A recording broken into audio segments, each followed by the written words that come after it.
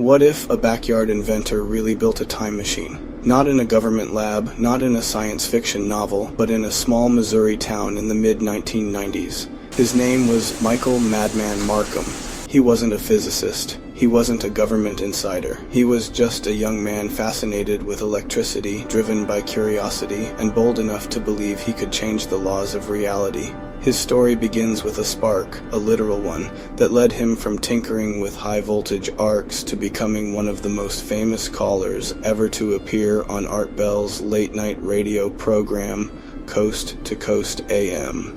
Marcum's tale blends science, myth, and mystery in ways that still captivate people today. Over the next few minutes, we're diving deep into every detail of his journey.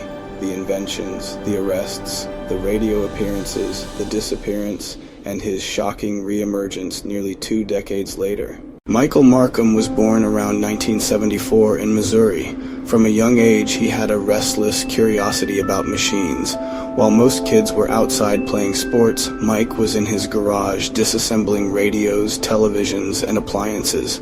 He wasn't satisfied just to use electronics. He wanted to see how they worked on the inside. This curiosity led him into electrical studies after high school, where he spent about 2 years in technical college. But even before finishing, he was already pursuing his own experiments at home. Friends would later recall him as quiet, focused, and often obsessive with his projects. His attention zeroed in on high-voltage equipment, arcs, and plasma discharges, the kinds of phenomena that look dangerous, even magical, when generated outside of controlled environments. For Marcum, this wasn't just a hobby. It was the beginning of an obsession that would take over his life. By 1995, Marcum had built a device that would set the stage for his legend. It was a modified Jacob's ladder, the kind of arc machine most people only saw in old Frankenstein movies. 2 vertical rods with a high-voltage current made an electrical spark rise in a dramatic climb. But Mike wasn't interested in just recreating a movie effect. He used a laser salvage from a CD player to stabilize the plasma. That meant instead of wandering upward, the arc held in place. Above it, he noticed a strange distortion in the air, a shimmer, like heat waves off a road, but circular. One day, he tossed a small metal screw into this distortion. According to his account, the screw disappeared, then reappeared seconds later a short distance away. It wasn't proof of time travel, but to Marcum it suggested something extraordinary. If a screw could vanish and return, what else could pass through? Could a person? He was determined to find out. A small prototype was one thing, but Marcum wanted bigger results. To send a person through, he believed he needed massive amounts of power, more than a household outlet could provide. So in January 1995, he made a fateful decision.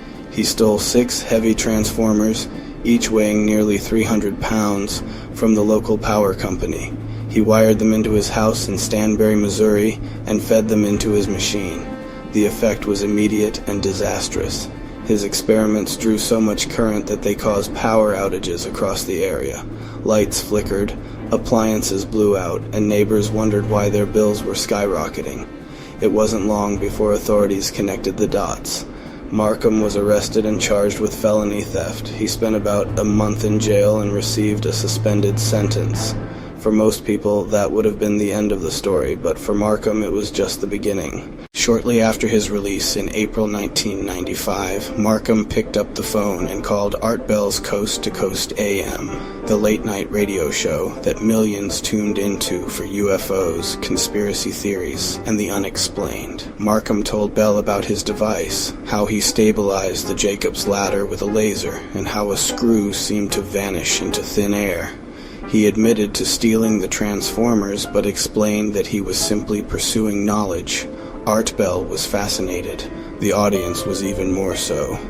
That night, Marcum became Madman Mike, a name that captured his daring experiments and his willingness to risk everything chasing the impossible. After that broadcast, something remarkable happened. Listeners began sending him donations, equipment, and ideas. Some mailed old electrical parts, others wired money, and a few even offered to help him set up new experiments. Overnight, Marcum went from being a lone tinkerer in Missouri to a cult figure in the coast-to-coast community. With new resources, he planned to build a larger, more sophisticated version of his time machine. Friends reported strange occurrences around his house, distortions in the air, bizarre electrical phenomena, and even a story that a couch disappeared during one of his demonstrations before reappearing later. Whether those stories were exaggerations or truth hardly mattered. The legend of Madman Mike was growing. In October 1996, about a year after his first appearance, Marcum returned to Coast AM. This time, he claimed he was only 30 days away from completing a full-sized machine, one that he intended to step into himself. He sounded confident and determined. Art Bell pressed him with questions asking about the design and the risks. Marcum gave just enough technical detail to sound convincing, but kept the core of his blueprint to himself. He told listeners he wasn't giving up. He was on the verge of something extraordinary. The idea of a young man building a time machine in his backyard captivated the audience. But then, shortly after that broadcast, Marcum disappeared. By early 1997, Marcum had vanished from public life. His phone stopped working, his house was empty, and there was no sign of him anywhere. Speculation exploded. Some believed he had finally stepped into his machine and been transported to another time. Others thought the government had stepped in and silenced him. One chilling rumor surfaced. An old newspaper clipping described a man found dead on a California beach in the 1930s, mangled inside a strange metallic device. Coast-to-coast listeners whispered that it might have been Marcum, hurled backward through time by his own invention. There was no proof, but the legend spread, cementing his place in the mythology of time travel. For nearly 2 decades, nothing was heard from Marcum. Then in 2015, Art Bell launched a new show called Midnight in the Desert. To the shock of listeners, Marcum reappeared as a guest. During that interview, he claimed he had tested his machine and it had worked. According to him, he was transported 2 years into the future. He said he landed near Fairfield, Ohio, homeless and confused with no memory of who he was for the first several hours. Eventually, his memory returned, and he realized what had happened. Skeptics pointed out there were no missing person reports, no police records, no hard evidence. But to believers, his reappearance validated the rumors that he had. Authorities such as the Missouri State Highway Patrol have no documentation that Marcum ever officially disappeared. To the record keepers, he never went missing at all. But the lack of records didn't silence the fascination. After his 2015 appearance, news outlets revisited the story, podcasts analyzed it, and YouTube creators dramatized it for new audiences. Some claimed he had died in later experiments. Others insisted he was alive and occasionally posted online. The truth is that no verifiable record of his death exists. As far as the public knows, Mike Marcum is still alive today, living quietly somewhere in the United States, his whereabouts uncertain. In the years since his return, Marcum's story has been retold countless times. Local news revisited it, podcasts devoted hours to it, and YouTube documentaries reached millions of viewers with titles like The Backyard Time Machine. Each retelling added new layers. Some focusing on the technical details of his Jacob's ladder, others on the strange mythology of his disappearance. What makes the story enduring is that it is grounded in real events. His arrest for transformer theft, his radio appearances, and his reemergence in 2015, while also leaving vast gaps that fuel speculation. Why does Marcum's story still capture imaginations nearly 3 decades later? It isn't just the idea of time travel, it's the human side of the story. Marcum wasn't a scientist in a lab coat. He was a regular man, an outsider, tinkering in his garage. He represented the dream that an ordinary person could stumble onto extraordinary secrets. His youthful daring, his appearances on Art Bell's iconic show, and his vanishing act created a narrative too compelling to forget. For believers, Marcum proves that sometimes truth hides outside the official record. For skeptics, he stands as a cautionary tale about self-delusion and the power of myth. From the standpoint of physics, Marcum's claims don't hold up. Time travel, as described, would require enormous amounts of energy, exotic matter, and precise spatial control. Even if someone could move forward or backward in time, Earth's constant motion through space means you wouldn't land where you started. You'd likely appear in the vacuum of space, not a backyard in Missouri. Scientists dismiss Marcum's device as a misunderstanding of plasma, electricity, and relativity. Yet science alone doesn't erase his story, because legends don't need equations, they need mystery, and Marcum's life provided exactly that. Marcum's tale now sits alongside other modern myths of time travel.